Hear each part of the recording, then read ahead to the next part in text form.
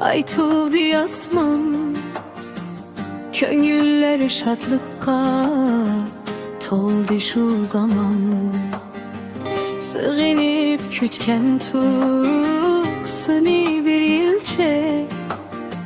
Hoş geldin ey ayım Sultan Ramizan. Hoş geldin ey ayım Sultan Ramizan.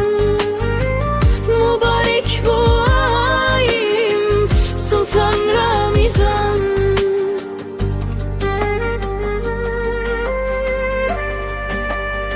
Seherler cimcittur, paktur niyetler.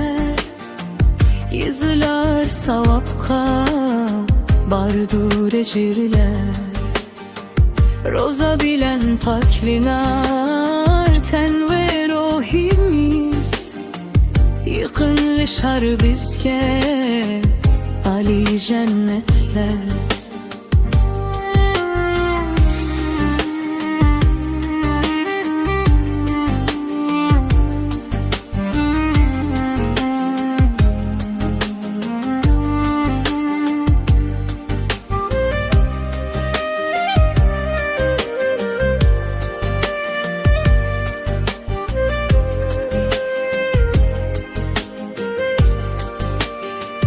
Dasti hanet rapi birlik hemmihi.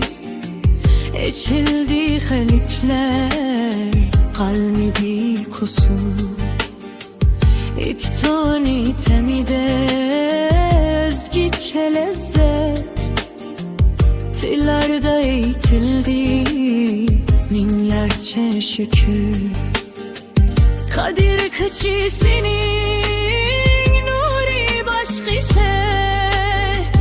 dualar kılınar ta ki Tanrışe. Rahmet ve mağfiret iyidur bu ay. Savapni aleyli fırsat ket küçe. Hoş geldin ey ayım Sultan Ramizan. Mübarek bu ayım Sultan Ramizan. Hoş geldin.